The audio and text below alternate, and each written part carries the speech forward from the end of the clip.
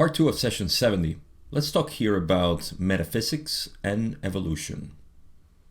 Let's evolve.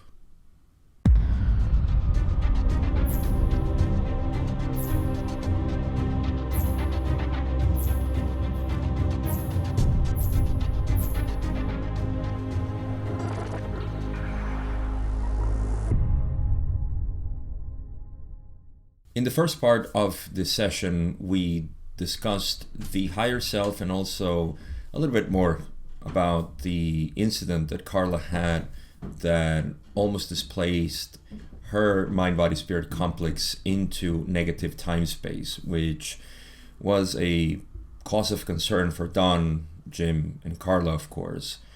And we covered like almost 3 sessions already talking about this. So that's what led to the conversation about the higher self. You can go listen and watch that in my last video. Now, I kind of left the conversation midway when they were talking about the higher self. I think that was the most useful information of higher self up to that point that I got. Now the conversation is going to take a different direction into time space. Again, we're going to discuss a little bit more on that, wonders a little bit, and most importantly, the metaphysics of time space. And then we're going to talk about evolution in a way that I'm always keen on expanding. So not much to say, but you already know the whole story. As I said, so I think we can move to the first question I have, and that's question 13, where Don says, the higher self existing in mid-sex density seems to be at the point where the negative and positive paths of experience merge into one. Is there a reason for this? And Ross says, we have covered this material previously, and this, let's see where the notes are at. This is all higher self. The question, I guess, see, that's what I love about the raw material or Ra's teaching, is that they never spend time answering the same question. They always noted that we have talked about that. So let's spend the time and energy in other new questions. It doesn't matter which one they are, but just new questions. And they were, of course, pretty conscious about everything that they have given so far. So, you see, Don's question is pretty general. He's saying, the higher self existing in mid-sex density seems to be at the point where the negative and positive paths of experience merge into one. That is the non-dual view of the universe, of reality, the creation. Non-dual, no negative, no positive, they merge together into one. And that is also analog to our third eye, or what we call the indigo ray, which is the energy center concerned with simply looking at the creation from a non-dual perspective. So Don asks, is there a reason for this? Well, that has been discussed previously when they talked about the higher self, how it is a resource for the mind-body-spirit complex to a roadmap, should I say, that brings back the mind-body-spirit complex into unity. It calls, it's a sort of gravity that pulls into unity, and that is our indigo ray. So we can go on for a little while on this, but I think we're pretty clear on what the higher self is. I guess my only refresher is to tell you that actually in this same session, Don asked about the higher self. I discussed that previously and how it could be like a different point in our beingness. I sort of merged this idea of me, the mind-body-spirit complex, the apparent self, the higher self, and the total beingness, which is an already unified being. We think about it, we couldn't have a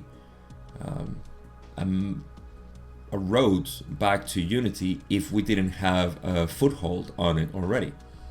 So this is another view of the perception that we're not separated.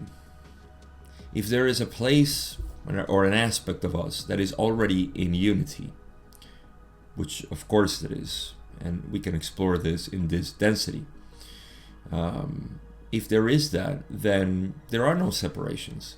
Everything else that trickles down into perception, because the only thing that exists in separation is the perception of it. And that is just one thing that is created for experience, because you couldn't experience diversity if it wasn't for infinity fragmenting itself. But you already have that aspect of yourself in unity. And so the whole point of evolution really is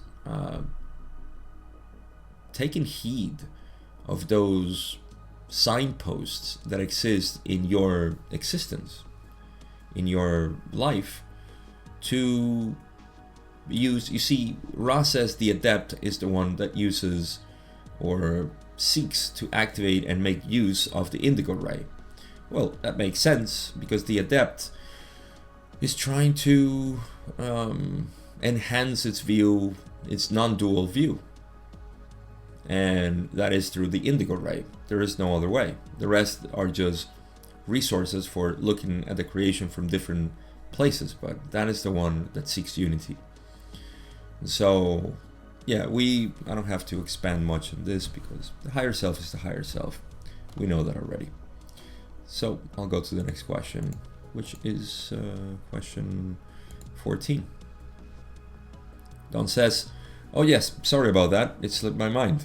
Now, if a positive entity is displaced to negative time space, I understand that the higher self is reluctant to enter the negative time space, and for some reason this makes it necessary for the mind-body-spirit complex to incarnate in negative space-time. Why is it necessary for this incarnation in negative space-time? Okay, so this time he used the proper wording, not time-space. So you incarnate in space-time. Again, Don is going back to this question, why. He's concerned, of course. He wants to know more about this. And Ra says, firstly, let us remove the concept of reluctance from the equation, and then, secondly, address your query more to the point. Each time-space is an analog of a particular sort or vibration of space-time. When a negative time-space is entered by an entity, the next experience will be that of the appropriate space-time. This is normally done by the form-making body of a mind-body-spirit complex, which places the entity in the proper time-space for incarnation. So, not responding directly to Don's question, I would say. Just explaining again the dynamics of incarnation between time-space and space-time. I think an interesting point here is that they say, and it makes a lot of sense, each time-space is an analog of a particular sort or vibration of space-time.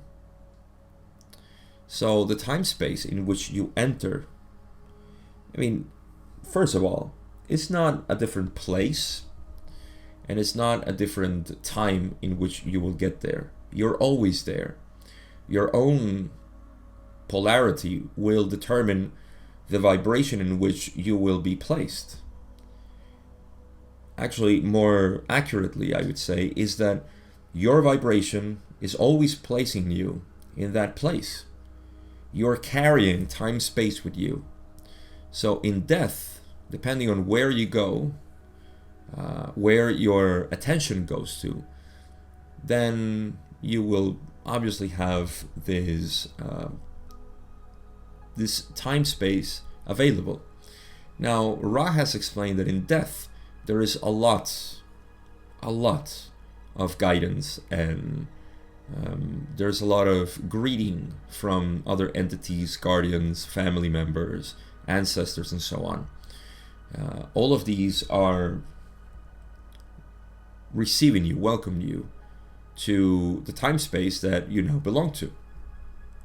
Now, when I talked to Jim McCarthy about this particular topic, he said that his speculation is that there must be a time space that is purely negative. There has to be, because that's where individuals who are negative. Oh, and another thing that Jim McCarthy said, as we spoke about this, is that there is the possibility of being negative guides, negative entities that are welcoming you, if you're a negative being, of course. That's your own free will. So this is the process of removing the mind-body-spirit complex from life, from space-time third density, into negative time-space, and that really depends on the polarity of the individual. Now, in this case in particular, what's happening is that Carla would have been displaced into negative time-space. Now, we'll get more into this, but just to refresh, it would be by her own free will, or the mind-body-spirit complex's attention, interest, curiosity, to move into time-space, lured by a negative entity. This is, of course, done to gain polarity by the negative entity and to be of service to self, which is what they do. And that would have been done. Now, Don is, of course, trying to understand a little bit more, why does it need to incarnate in space-time? Because it's a positive being that is in negative time-space, and it was lured by a negative being. He also asked another question before this, which is covered in my last video, and it was along these lines, so you will remember it. If not, what was I'm trying to remember it myself too. Why it would have been placed there, if the positive, if there is a positive polarity, and again that goes with free will, like I said. It really is the decision of the mind-body-spirit complex, and whether you're a manipulator or not, that's the direction in which the creator went. So there is no infringement on free will, but a manipulation of it. So when a negative time space is entered by an entity, the next experience will be that of the appropriate space-time. One thing that Ra clarifies here is probably their use of the word reluctance. Maybe that's not the word they use. Let's take a moment and consider that Ra, from sixth density, from a non-dual perspective of silence, of looking at the creation not in terms of abstraction, but in terms of what there is, they're trying to use a very limited language, like it is our modern language, English, and trying to convey a concept that is probably very difficult as we try to humanize our own aspects of, say, the higher self, and the higher self having some sort of reluctance. Maybe the word wasn't the most appropriate. That's why they say, let us remove the concept of reluctance from the equation, and then we can address your query more to the point. Meaning that, it could be, I've used the example of the GPS. The higher self is GPS, right? And now think about yourself as being the driver of the car, and you get lost. Just like the mind-body-spirit complex can't get displaced into negative time-space. Now when you get lost and you realize where you are, because Ra will explain this, then you feel a little bit, not reluctance, but you find out. Think about the experience of getting lost and then saying, oh God, I got lost. All right, I gotta get back on track. So it's not reluctance, it's just that feeling. So maybe the higher self realizes that and says, oh, well, that's a long way home now. So yes, removing that, then Ra simply explains that When you are in negative time space, then the most appropriate incarnation of the next experience would be space-time. So that's it. And this is normally done by the form-making body of a mind-body-spirit complex, which places the entity in the proper time space for incarnation. We've talked about this in the past. The form-maker body is also part of sixth density, or the indigo ray, which works with intelligent energy. That's simply what it is. It's another aspect of ourselves, and take a look at it. It's in the same density, and it's just another tool aspect of the self which seeks further experience for evolution. And so form maker body is the one that uses intelligent energy to plan the incarnation. All right, let's go to the next question. Question 15. Don says, I think to try and clear up this point, I'm going to ask a few questions that are related that will possibly enable me to understand this better, because I'm really confused about this, and I think it is a very important point in understanding the creation and the creator in general, you might say. If a wanderer or a fourth, fifth, or sixth density dies from this third density state in which we presently find ourselves, does he then find himself in third density time space after death? Yes, this is it's a good question. Ra says, this will depend upon the plan which has been approved by the Council of Nine. Some wanderers offer themselves for but one incarnation, while others offer themselves for varying lengths of your time, up to and including the last two cycles of 25,000 years. If the agreed upon mission is complete, the wanderer's mind-body-spirit complex will go to the home vibration. Now, what is this mission? Don't ask me. Everybody has their own mission if they are wanderers. The question is if immediately after death, right, the wanderer of fourth, fifth, or sixth density then goes from third density, which we are right now, and goes into third density time space after death. It's not really so. You go to I think, if I remember correctly, the thing is that you go normally, let's say, because there are exceptions, and one of those exceptions is just being an errant. Is that even a word? I don't want to use the word wanderer, but you know, ghost, which happens, you know, when people get suddenly killed or die for whatever reason, and they are still attached to this reality, so they haven't, their attention, the creator hasn't left the attention of the mind-body-spirit complex, even though the chemical physical body has ceased to function.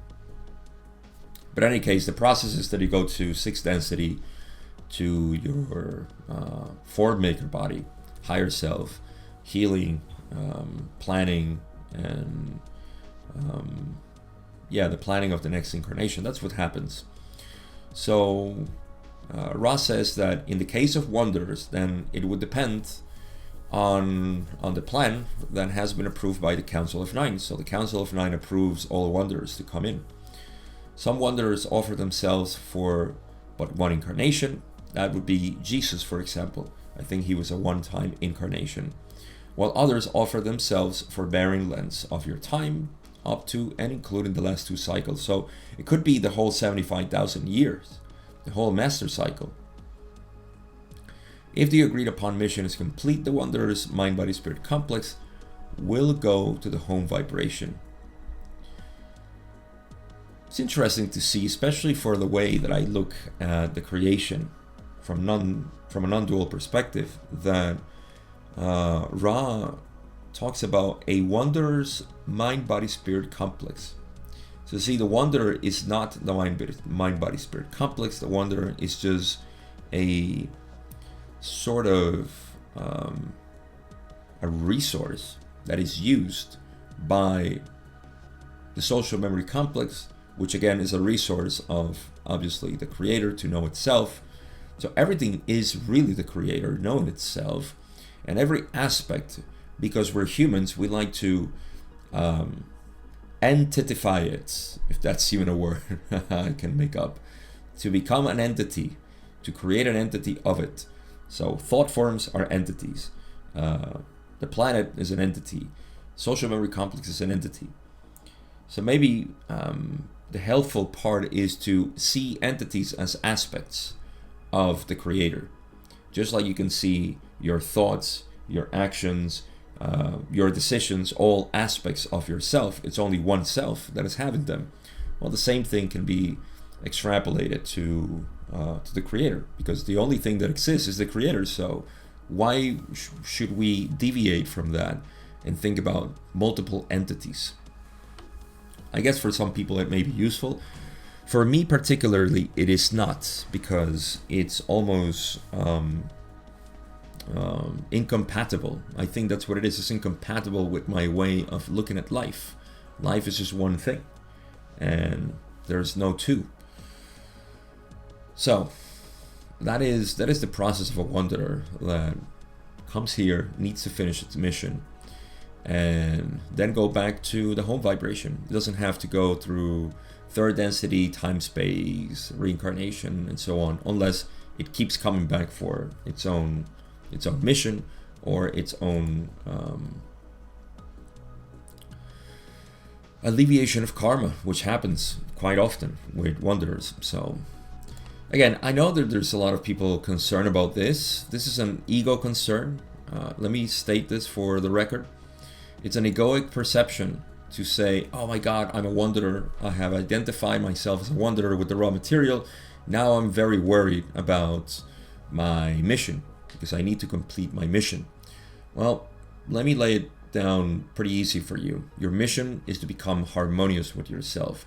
How about that? That requires acceptance and the whole 9. Not the whole council of 9. You got my meaning. I'm sorry. I make stupid jokes sometimes. Just like Don says, he makes stupid questions, as he will say later on. But in any case, yeah, that's it. That's your mission. It's not about becoming, whatever that you have in your mind. That's the ego's perspective of, I need to become something.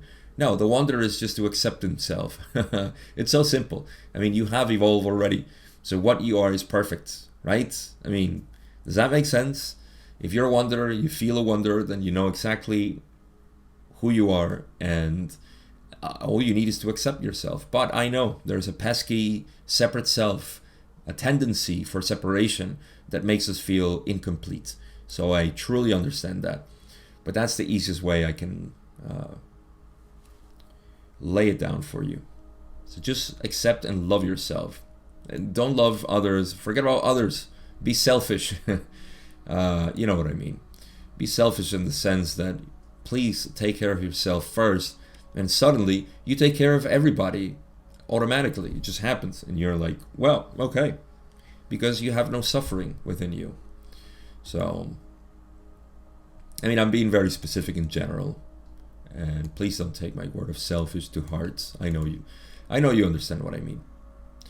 But let's keep understanding what Don means when he asks, have there been any wanderers on this planet for the past 50,000 years now? Those are the last 2 cycles. I think Ra says there have been a few. There have been many more which chose to join this last cycle of 25,000 years, and many, many more which have come for harvest. So what does this mean? Well, first of all, I said I'm not sure if Don means in the whole master cycle 75,000 years, because 50,000 years ago was the first harvest, and then 25,000 years ago was the second harvest, and now today is the third harvest. Today, I mean, well, now, you know what I mean. Now is the third and last harvest for this third density cycle, before the planet moves into fourth density. So that is the end of the master cycle. So Ra has said there have been a few, there have been many more. So I guess there has been a few in the last 50,000 years, so after the first harvest. I'm going to go with that. I'm going to take that. I'm going to say after the first harvest, there has been a few of them, then many more on 25,000 years, which was the peak, of course, of Atlantis and the whole nine, with the sinking and destruction of the continent and so on. So after that, there has been many, and then many more which have come for harvest, which is now. Harvest started about 100 years ago, or actually no.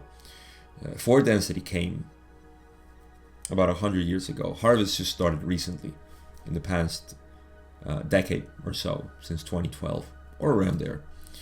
So yeah, that's the influx of wonders. I've actually talked about this in other sessions, where I even included current numbers by the Confederation, the same channeling, L&L Research, Jim, Gary Bean, Austin, Bridges, Trisha, all of them have been channeling Quo, and I think it was 2018 when they gave new numbers that there is about 350 million wonders as opposed to 65 million in 1981. And there has been a huge influx of graduates from third density of other planets come here. So dual activated bodies, third, fourth density bodies. And I talked about that again. You should be familiar with that, I hope, from the past sessions. And that is like more than 500 million already of these. Not quite wonders. Ra didn't like the word wonders for them, so as to preserve the nomenclature that they use for dual activated bodies. So they're not wonders per se, they're just residents of Earth who have come for an early 4th density incarnation in a 3rd density body. So yeah, sorry if that's confusing, but it requires a lot of vocabulary of this philosophy, which I'm not trying to be obscure at all. That's just what we're talking about. So, okay, let's go to question 17. In question 17, Don says, now, here is the point of my confusion. If, after physical death, a wanderer would return to his home planet, shall I say, why cannot the same entity be extracted from negative time-space to the home planet rather than incarnating in negative space-time? So Don is going back again to that. He's confused. He wants to know why would the wanderer taken to negative time-space cannot go back to his home planet?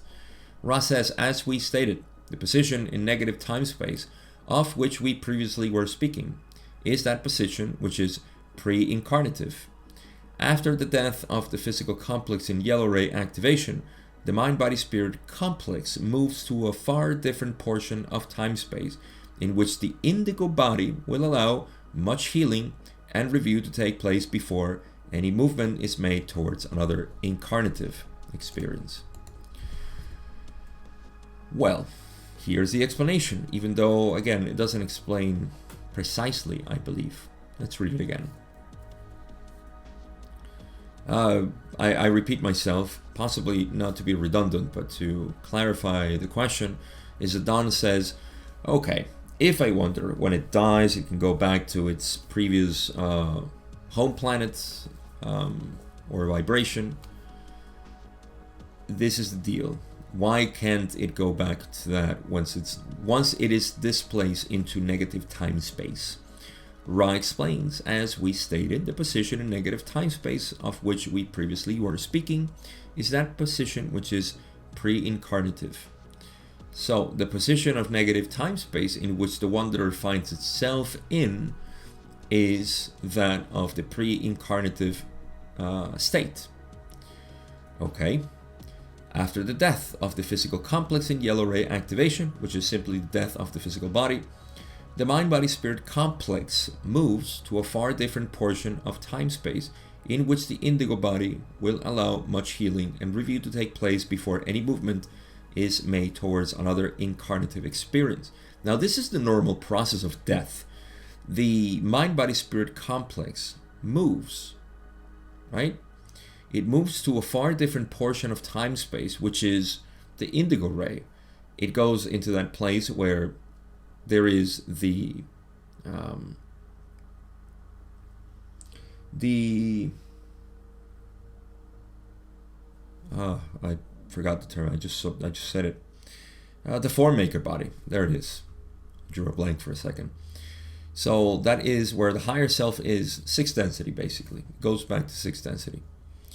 And from there, it plans its new incarnation. Now, again, the answer was not, I think, proper for Don's question, because Ra continues saying, I perceive a basic miscalculation upon your part in that time-space is no more homogeneous than space-time. It is a complex and complete a system of illusions, dances, and pattern as in space-time, and has as structure a system of what you may call natural laws. Man, that was difficult for me to read. So, well, this is another point. You see, there is our space-time is no different than time-space. This is interesting because this is what creates the different types of perception in the seeker, especially the human, who is a little bit obsessed with time-space. And I think this is where I go with Ra, in that it's not that relevant. I think all these questions about time-space, they're interesting, but they're not very relevant, as Ra will actually support my claim here. And this is something that I sort of make emphasis all the time. I like to make an emphasis on the relevance of keeping your mind distracted with all of these concepts, which again is not about, maybe I'll wait for that question because I think it's more relevant, but yeah, I'll wait for that. But it is interesting that we get distracted. We were either distracted in space-time or the physical realm, and then we get distracted with the time-space realm because it's new to us. And so we spend much time just going back and forth through these concepts, thinking that we will find ourselves there, that whatever we couldn't find in space-time, we will find it in time-space. But all we're seeking is the self, knowing the creator. So yeah, I'll leave this for the proper question, which is question 22, actually. So, yeah, Ra didn't answer. To be honest, Ra didn't answer why it couldn't. Maybe it's there and I don't see it. Maybe when they say that time-space is no more homogeneous than space-time, meaning that it's very structured, it also has its places where it would go to, you know, the different energy centers, the different, and its configuration, of course, and it's very mechanical, actually, and that's why it's I think it's fascinating to study it because it's mechanical, and yet that reveals its irrelevant aspect in terms of seeking the self, because you will not find yourself in a mechanical structure place. You will find yourself in everything. And so whatever it is that teaching takes you to find yourself in everything, that's the proper path to unity, the proper path to spiritual evolution, let's call it. And I have strong beliefs in this. Not beliefs, but yes, let's call it beliefs and get done with it. But you know what I mean. So, okay. I think Don picks up what Ra is trying to say and moves on to another question. Question 18, Don says, I'll ask this question to inform me a little bit about what you stated. When you came to this planet in crafts 18,000 and 11,000 years ago, these craft have been called, I believe, Bellcraft, and were photographed by George Adamski.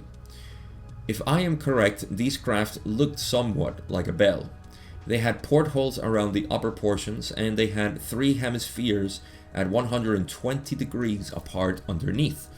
Is this correct? Ra, seemingly uninterested with this question, says, this is correct. Nothing else. Then Don says, were these constructed in time-space or space-time? So Ra says, we ask your persistent patience, for our answer must be complex. A construct of thought was formed in time-space. This portion of time-space is that which approaches the speed of light.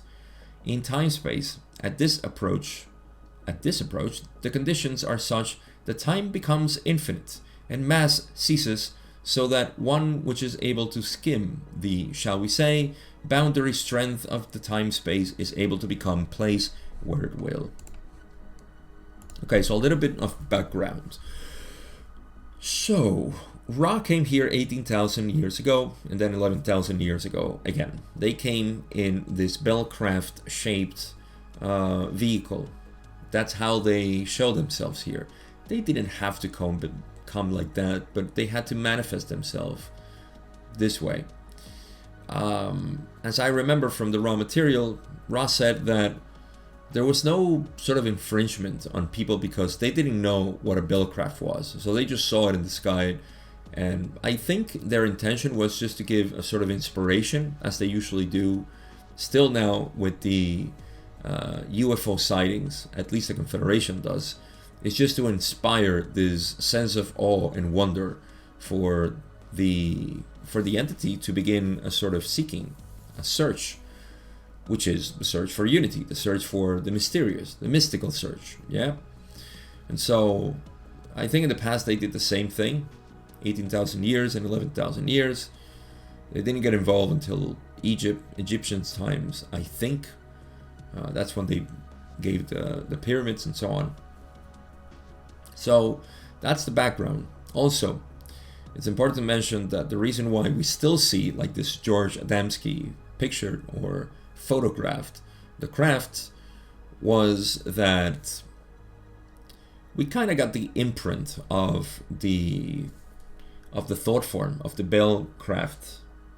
That's what Ross said, at least, so our collective consciousness still projects that Bell craft now and then, and yep, it's used for inspiration. That's really what it's used for. It's just for inspiration to say, hey, remember, there's more out there that we don't know about. So where do we look? Now, ufology goes outside, externally. We have to find them outside. But the mystical or the mystic goes inside and knows that the source of all of that is right here within yourself. So there's a beautiful explanation. I wish my friend, physicist, professor of physics in Brazil, who I have these conversations. He's Spanish though. I'm sorry, I can't talk to him in English. But we have these conversations. I wish he was here so we can talk about this, the speed of light. I mean, I can sort of vaguely and rudimentarily talk about the speed of light because of consciousness. You see, they're saying, how does this happen? Well, they say a construct of thought was formed in time-space. So you imagine the thing, right? Again, I'm going to be very banal in this. Ross says, okay, well, we picture what we want. This portion of time-space is that which approaches the speed of light. Okay, so that which approaches the speed of light, as they say, the conditions are such that time becomes infinite and mass ceases, so that one which is able to infinite time is really eternity, is that state of eternity in consciousness, right? There is no time, there is no space. Time and space become infinite. Mass ceases to exist, and this is related to general relativity. I think it is. I don't think it's special relativity, just general relativity, where you know that to approach the speed of light, mass has to become the whole universe. And it's I forgot who did a flip in the equation of Einstein and realized that actually mass becomes zero, and in that zero mass is where we access time-space. Now this time-space is that point which Ra is talking about, because mass ceases to exist and time becomes infinite. That is pure consciousness. So from this pure consciousness is that you can create the thought form in which they can be placed whatever they want. Just like anybody traveling with their with consciousness at any rate, doesn't matter if it's astral, if it's just a thought and imagination, whatever it is, we're using the same method. So it's not something that you train for to, I guess, control it better, but I'm not familiar with these methods, so I won't talk about it.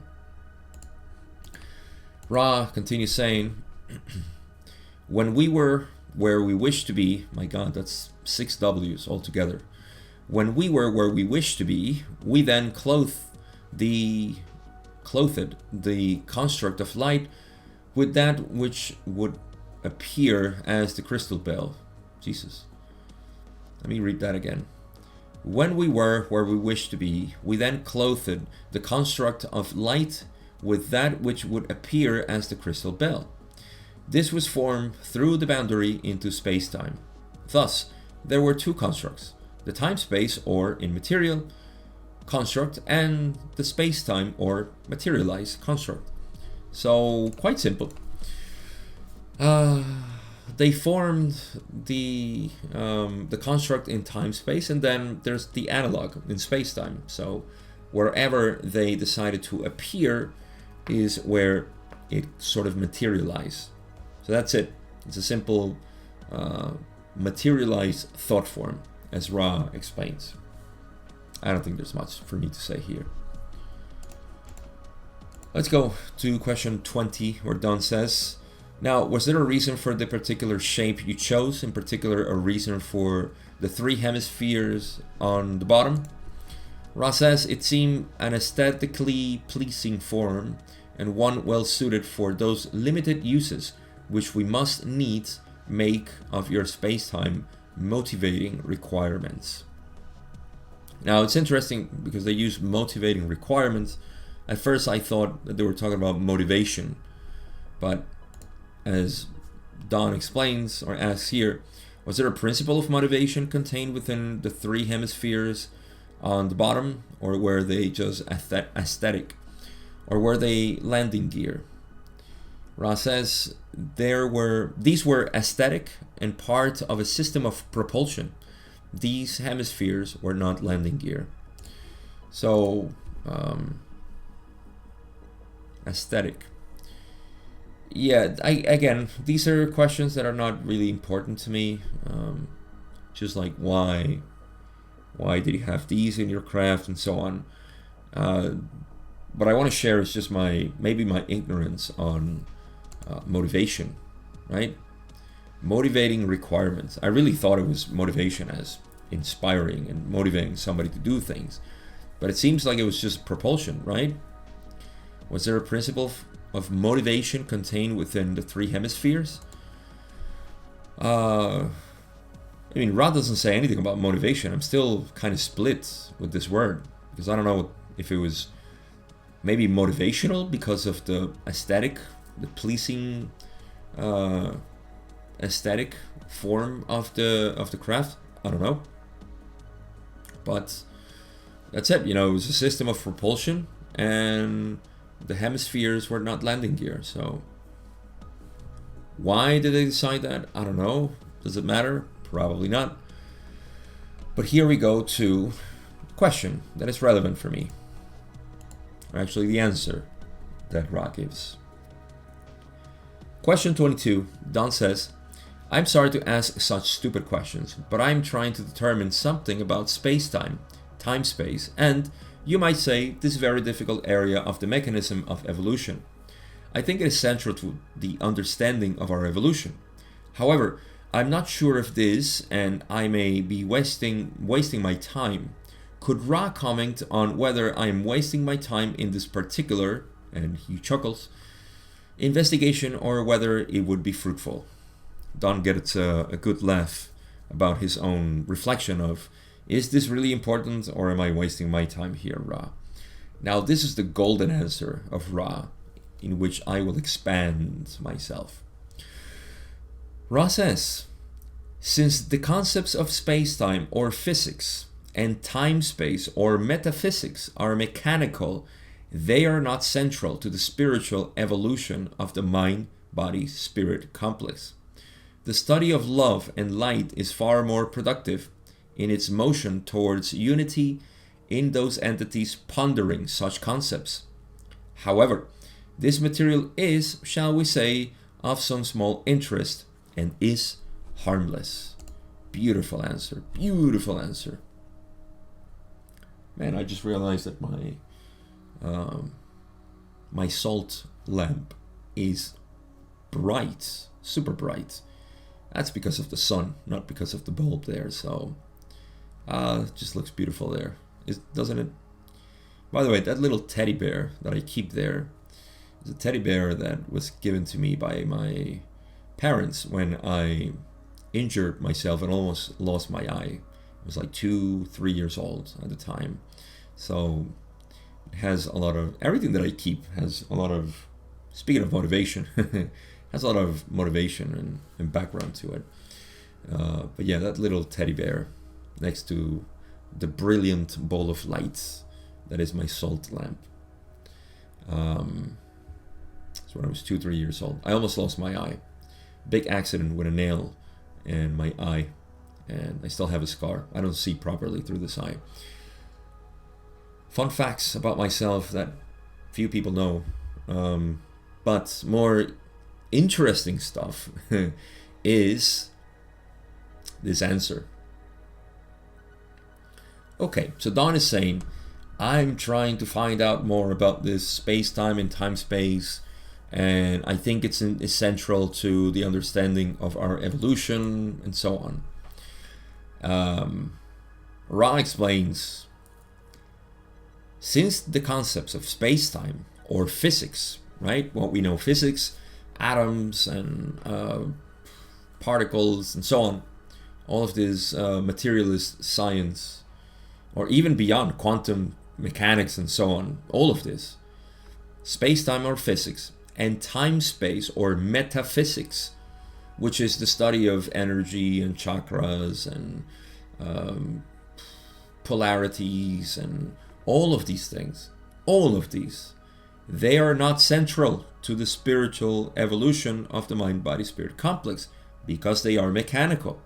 They have nothing to do with you, with the creator, with the self, with consciousness. They are derived from consciousness. They are apparent in nature, but they are not real. Now, if you don't believe what I'm saying, that they are not real, let me read to you my favorite quote, which you're probably sick of it because I read it all the time. But Don, in question 33 of session 57, asked basically the same question. Can you tell me the difference, between these things, space-time and time-space? Expand on these, please. And Ra says, the space-time and time-space concepts are those concepts describing as mathematically as possible the relationships of your illusion.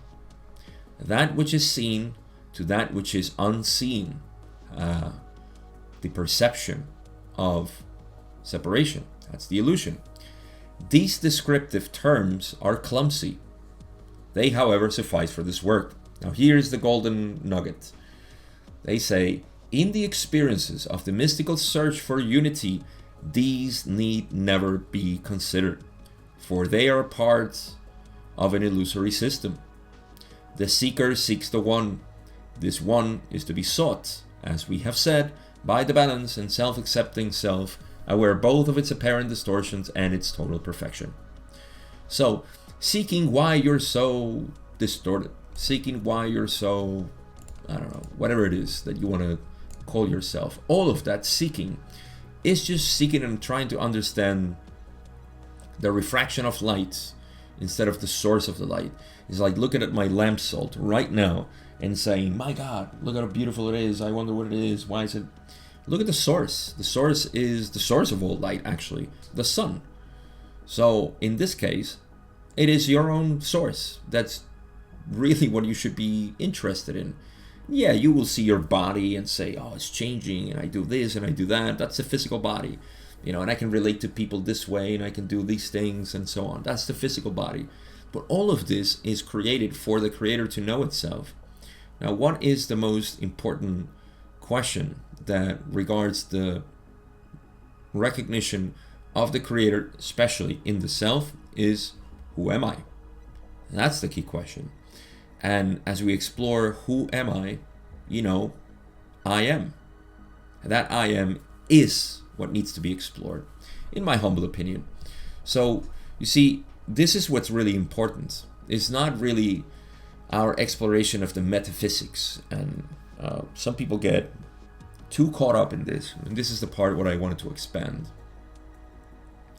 I see a lot of people who study the raw material, and they come to me, and it's fascinating to see how we have been in touch with this learning of metaphysics and who am I and me being a wanderer, all these identities and fears that start to be generated.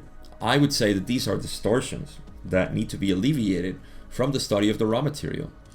Because I remember when I started reading the raw material that this was actually clarifying all the fears and distortions that I had back then, when I was getting into all kinds of confusing metaphysics and shamanism and who you are and what is God and what is the Garden of Eden and so on. I mean, it was just multiple things that confused me so much. And then the law of one in parallel with non-duality just gave me the view that I needed. And I said, well, it's this simple. Metaphysics now, it's much more fun to be explored because I am not that. I'm just exploring what it is. Your personality dissolves. There is no other self. I mean, you are you, and that's all there is. And that's not you, the egoic self. It's you, the everything, consciousness.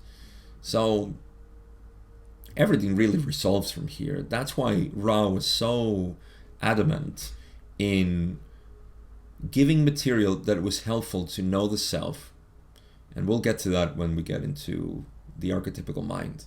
My God, Ra was really excited then. So they say, again, I'll just read it because I find it beautiful.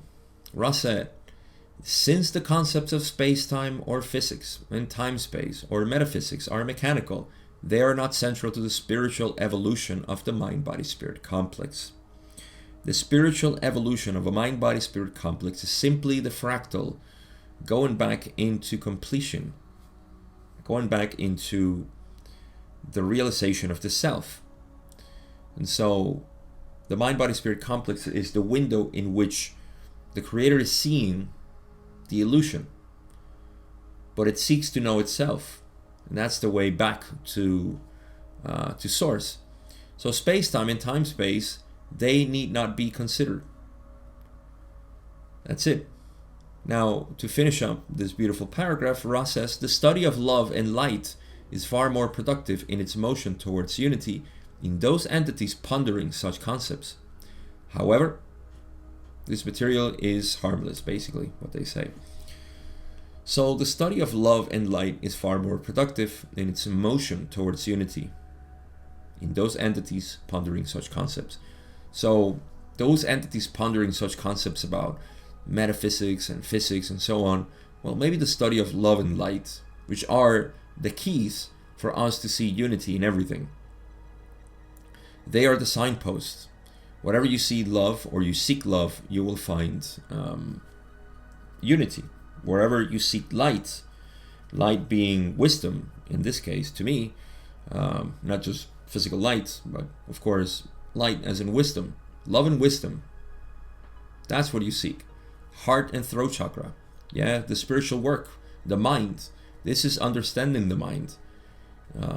Remember, in Japanese they call it kokoro. It's the same as in Chinese. Shin is this one mind, heart and brain. Joe Dispenza calls it coherence of the heart and the brain. So all of this is ancient. All of this is just a recognition of what we are. So yes, that is my take on this. Space-time and time-space are irrelevant. They don't need to be studied, but you could study it. That's all well and good. Just don't believe that you're going to find yourself there. And this is my thing. I believe that a lot of people have bought into the time-space or metaphysics in search for unity, thinking that they will find unity in the golden beam of light, in the violet ray of Metatron or Enoch or whatever. All of these things are beautiful studies, but they do not lead you to yourself. The path to the self is inwards. The path to the self is devoid of everything, because the self is everything. And so you first need to understand the void of the self to understand what it contains. At least that's how I see it. That's just my point of view. Let's move on. Question 23. It's a long one, so buckle up. Don says, I was asking these questions primarily to understand or to build a base for an attempt to get a little bit of enlightenment on the way that time, space, and space-time are related to the evolution of the mind-body-spirit complex, so that I could better understand the techniques, you might say, of that evolution. Okay, fair enough. He continues and says, for instance, you stated that the potential difference may be released and polarities change after an entity has taught the lessons of love of self.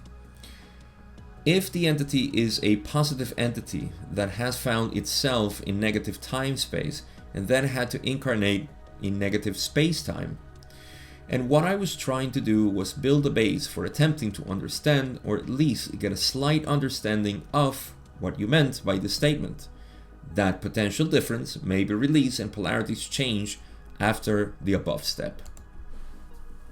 I am very interested in knowing, if placed in a negative time space, why it is necessary to incarnate in negative space-time and learn, teach love of self, and develop, I guess, a 6th density level of polarity before you can release that potential difference. I was trying to build a little foothold or platform from which to make that more apparent. Could you speak on that subject, please? So again, this is just a long question for trying to understand the dynamics as to why this needs to happen and the release of polarities. Let's see what Ross says.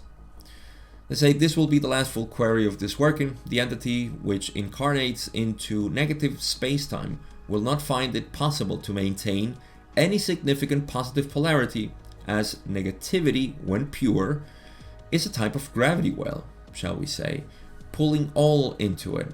Thus, the entity, while remembering its learned and preferred polarity, must needs make use of the catalyst given and recapitulate the lessons of service to self in order to build up enough polarity in order to cause the potential to occur for reversal.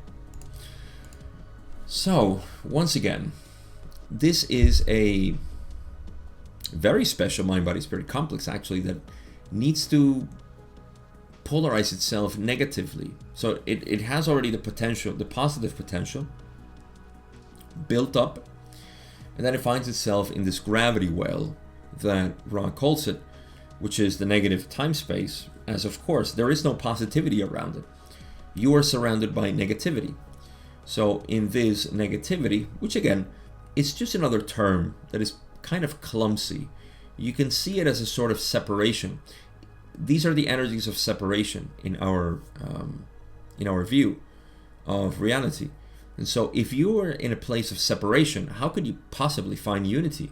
You cannot, even if you have a database that explains and sees everything as unity. You cannot continue on your path to unity. You have to polarize yourself negatively, as Ra explains it, and then make the release of potential difference.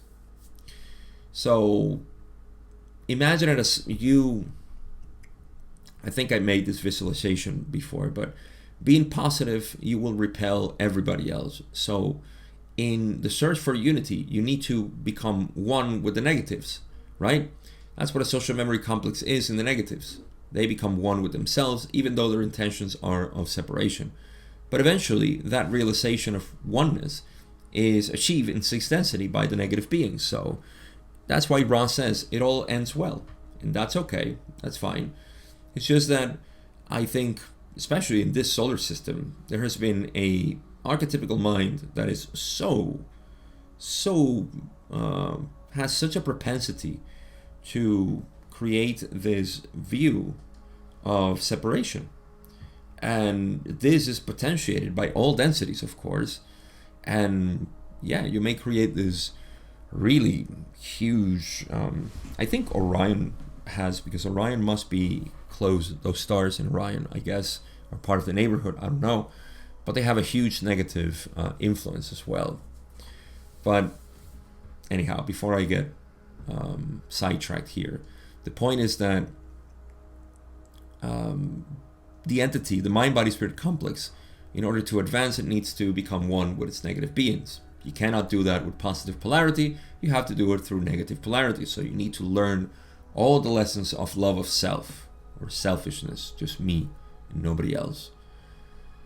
Now, they do say something else, last paragraph here. I was just finishing up. They're saying, there is much in this line of questioning which is somewhat muddled. May we at this point allow the questioner to rephrase the question or to turn the direction of query more towards that which is the heart of its concern. And that's it. The next thing they say, well, Don says just their usual,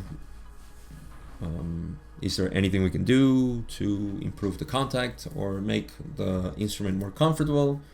And Ra says their usual spiel. We're a little bit more of, you're conscientious and so on. What do they say? Anything special? You're most conscientious and the alignments are especially good. We thank you, my friends, and have been glad to speak with you. Yeah, there's nothing else. They're just saying goodbye as they usually do. So I won't cover that. I'll go straight, since we covered this, I think, properly. Conclusions. To me, the most important part of this whole session was this last part, question 22, where Ra said, space-time and time-space are mechanical. You may look into it. You can be a scientist and investigate these structures, but you won't find anything in terms of evolution there.